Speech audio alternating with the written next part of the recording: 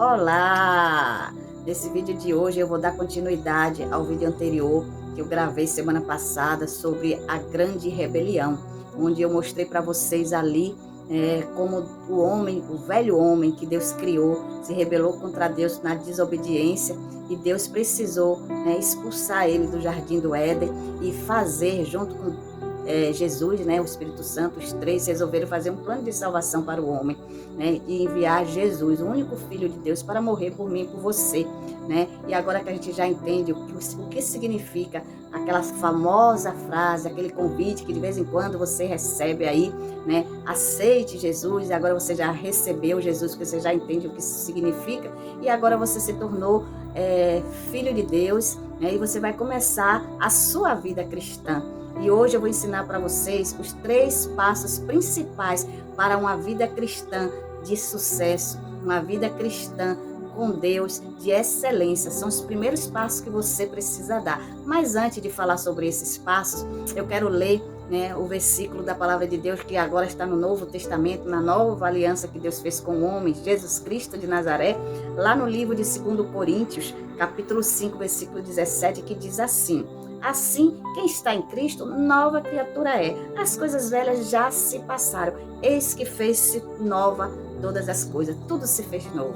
Nós vemos aí, nesse versículo, 2 Coríntios 5,17, que em Cristo tudo se fez novo. Como assim, missionário? Tudo novo. Tudo aquilo que passou na sua vida, esquece. Vamos começar agora uma nova vida com Cristo. Os primeiros passos. Mas antes de falar desses primeiros passos básicos para uma nova vida em Cristo, eu queria te contar um pouquinho da história de um homem chamado Jó. Jó, ele fez parte da velha aliança com Deus, lá no Velho Testamento. Conta-se a palavra de Deus que ele passou uma grande tribulação e ele ouvia muito falar de Deus, e só pelo ouvir falar de Deus, Jó era um homem temente a Deus, respeitava a Deus, temia a Deus, e Deus abençoava muito Jó. Um belo dia Jó perdeu tudo, até a saúde Jó perdeu, os filhos dele morreu, ele perdeu todos os bens materiais dele, e até a saúde foi embora. Mas mesmo assim, só de ouvir falar naquele Deus, ele pegou força, ele creu que Deus estava com ele, que aquela situação poderia se reverter, e assim aconteceu. Deus mudou toda a história de Jó, recompensou ele, devolveu tudo de novo para ele, novos filhos, novas fazendas, novos gados, e quando ele viu com a vida dele restaurada, até a saúde foi restaurada, ele disse assim, e é nessa frase, nesse versículo que eu quero me apegar, nesse vídeo de hoje, que ele dizia assim: poxa, os meus ouvidos ouviam falar de ti, mas agora os meus olhos te veem. Então eu achei interessante, porque quando a gente não conhece a Deus, a gente só ouve falar de Deus, a gente não tem noção de como Deus é maravilhoso, perfeito, que nos ama de tal forma, que cuida das nossas vidas no mínimo detalhe. A gente não consegue enxergar, mas quando a gente entrega nossas vidas a Jesus, os nossos olhos se abrem e a gente começa a ver o mundo de outra forma, a gente começa a ver Deus de outra forma, e a gente começa a crescer espiritualmente, Então vamos lá, vamos falar primeiro do primeiro passo que nós precisamos ter quando a gente começa a nossa vida cristã, depois que a gente aceita Jesus. E esse primeiro passo se chama batismo. Nós precisamos obedecer, é um princípio que nós não podemos quebrar, é o princípio da desobediência, porque o velho homem, Adão, quebrou a comunhão dele por causa da desobediência. Então a gente precisa entender que a nossa nova vida com Cristo é um dos princípios principais que a gente vai precisar a vida inteira, é obedecer. E Deus, através de Jesus, quando ele estava aqui no mundo em carne, Jesus disse, quem crê e for batizado será salvo, aquele que não crê já está condenado. E depois ele fala, que ele fala mais adiante, lá no livro de João, ele fala assim, aquele que não nascer da água e do Espírito de Deus não pode ver o reino de Deus. Aí tinha um homem chamado Nicodemos que perguntou a Jesus assim: oxe, como pode ser isso possível? Eu vou voltar para o ventre da minha mãe e vou nascer de novo? Aí Jesus disse: não, da água do batismo e do Espírito de Deus, que é o Espírito Santo, porque quando você resolve se batizar, o batismo, além de você estar obedecendo, porque é um mandamento, Jesus mandou você se batizar, por isso que é um mandamento, né? Você, quando desce as águas do batismo, você está fazendo, como é que se diz? Dando um testemunho de que você morreu para o seu velho homem, a sua velha natureza, e quando você sobe das águas, né, você recebe o Espírito de Deus, né? Então, por isso que Jesus falou, se você não nascer da água e do Espírito, não pode ver o reino de Deus, porque quando você recebe o Espírito Santo, você abre seus olhos e agora você vai ter um entendimento melhor de todas as coisas, inclusive da leitura da palavra de Deus, porque antigamente você lia e não entendia nada. Agora, quando você recebe o Espírito Santo, você já começa a entender. Claro que você não vai entender tudo de vez, né? É um crescimento, né? Então, o primeiro passo é o batismo. Aí você diz assim, mas missionária, lá na cruz, né? Quando Jesus estava morrendo, existiam 2 ladrões, um do lado direito e um do lado esquerdo, né? Um creu e outro não creu. O que creu não teve tempo de se batizar, verdade. Exatamente isso, ele não teve tempo de se batizar, mas Jesus disse, porque ele é justo, né? Ele disse, ainda hoje estarás comigo no paraíso, né? Porque Jesus sabia que não ia ter tempo de ele descer na cruz e se batizar. Então, Jesus é justo, então ele foi assunto ao céu também, junto com Jesus, naquele dia, né? Mas hoje, você está vivo, você tem saúde, você pode obedecer. É diferente, por exemplo, uma pessoa está lá no leito de morte, no hospital, né, nos últimos dias de vida, talvez até nas últimas horas, aí ele aceita Jesus ali, ele também não vai poder sair dali para ir se batizar, né? Alguém vai lá e faz o batismo dele lá mesmo, né, no hospital, e aí sim, né, ele está salvo também. E se não der tempo, não tem problema, o importante é aceitar Jesus, mas é um mandamento. Se você tem saúde, você anda, você pode se batizar, obedeça, porque isso é muito importante. O segundo passo que você precisa tomar, né, como Jesus falou, né, assim, olha só que interessante, ele disse assim, aquele que não se transformar como uma criança, jamais vai poder entrar no reino dos céus. A missionária acabou de dizer que eu não vou nascer de novo da barriga, né, para me tornar uma criança, né? E agora a missionária está dizendo que eu tenho que ser uma criança, não entendi. Agora foi que desconstruiu, não estou entendendo mais nada. Eu te explico. Uma criança na mão de um pai, de uma mãe, vamos dizer assim também, né, ela está em formação, não é verdade?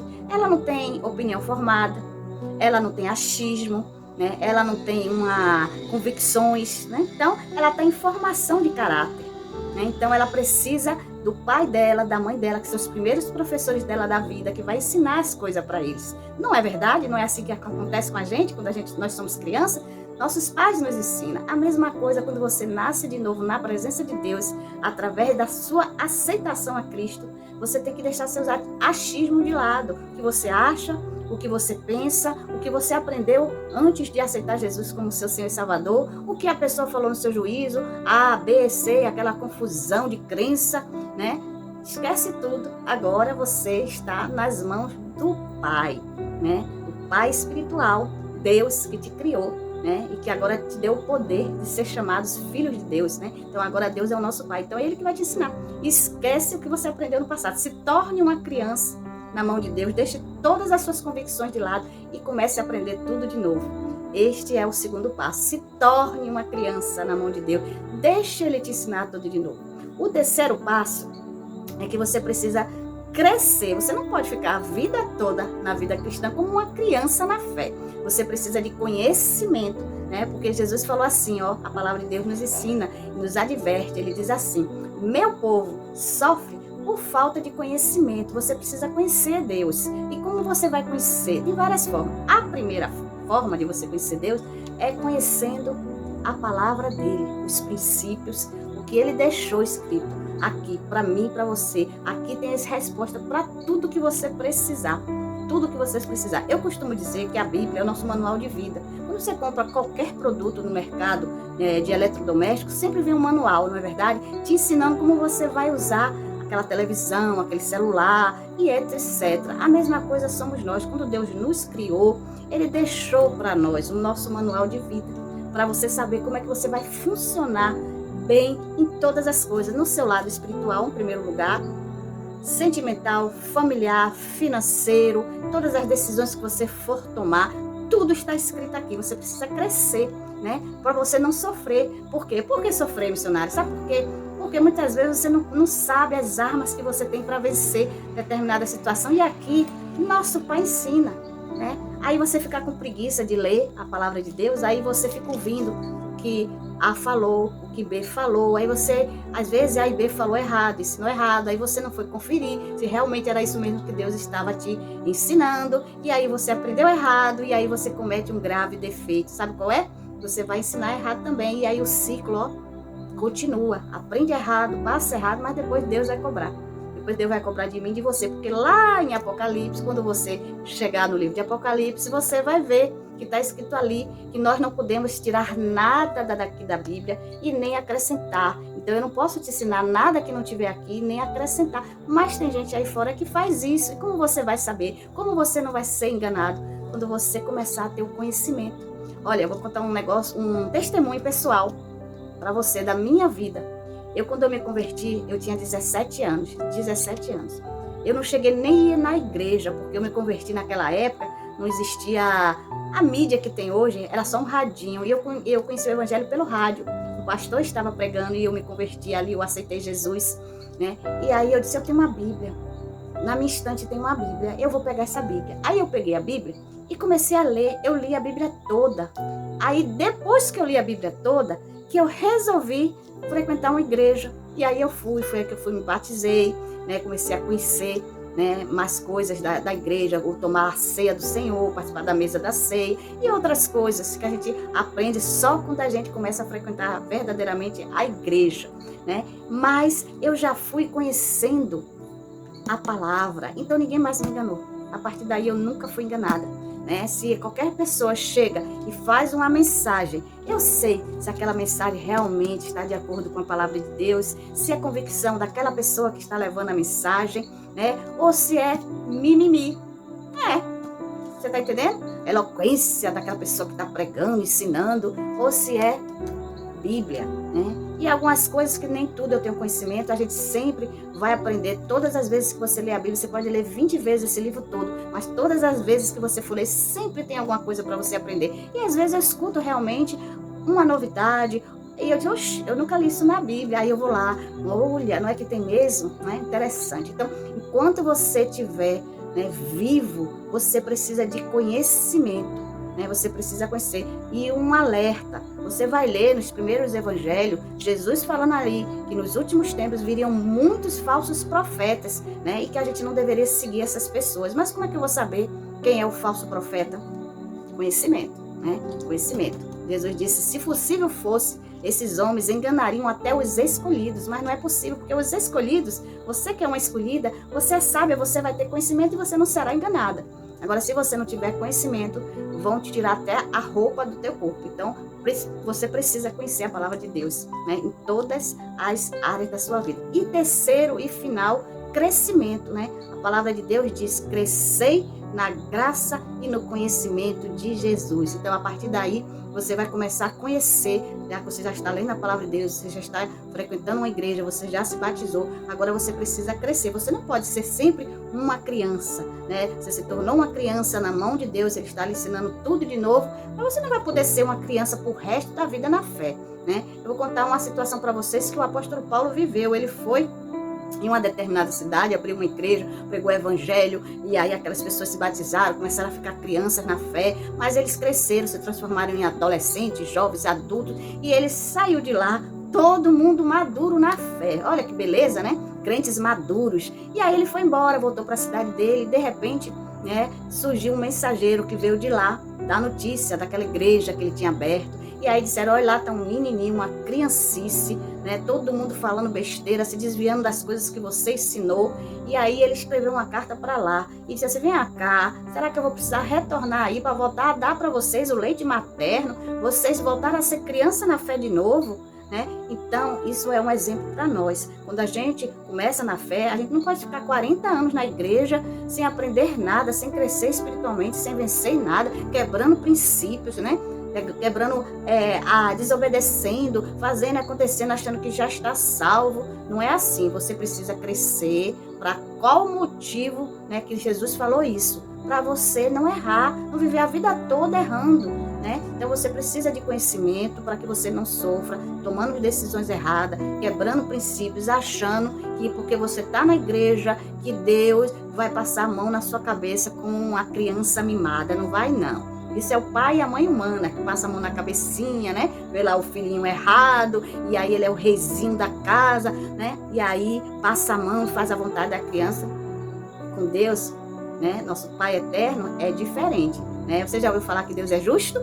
Deus é justo, não importa se você está na igreja ou se você está fora da igreja. A palavra de Deus é uma coisa que você precisa ter conhecimento, né? Acho que você já deve ter ouvido falar que a palavra de Deus diz assim, ó: Deus, ele não se deixa escarnecer. O que o homem plantar, ele vai colher, de bom ou de ruim. Você acha que isso é só para quem está frequentando a igreja?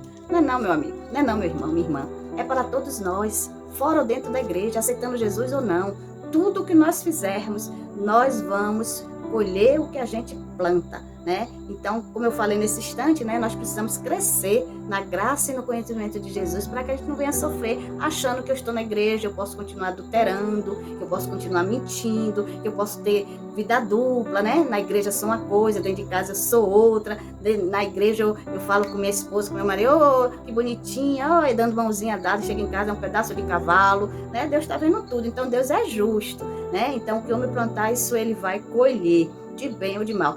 Precisamos desses 3 passos básicos para o nosso crescimento espiritual, para que a gente possa falar um dia como o Jó falou: agora meus olhos te veem, porque agora eu te conheço, não só de ouvir, mas agora meus olhos te veem, né? Então é isso que nós precisamos, para que depois de tudo, né, depois que a gente fizer tudo, né, e que a gente fechar nossos olhos, como eu falei no vídeo anterior, nós herdarmos, né, a vida eterna naquele céu que Deus, que Jesus, né, foi preparar para nós, né, que eu falei no vídeo passado, lá em Apocalipse, vocês lembram? Apocalipse 21, né? Eu vou só ler para vocês, né, concluindo esse vídeo, né, e vocês vão relembrar que lugar maravilhoso, né, que nós vamos passar a eternidade do lado de Deus, né? Eu até copiei aqui neste caderno para ficar bem grande a letra, que às vezes a letra da minha Bíblia é um pouco pequena, né? Mas deixa para lá isso, esse detalhe, deixa para lá. Mas diz assim, Apocalipse 21, só vou ler 2 versículos,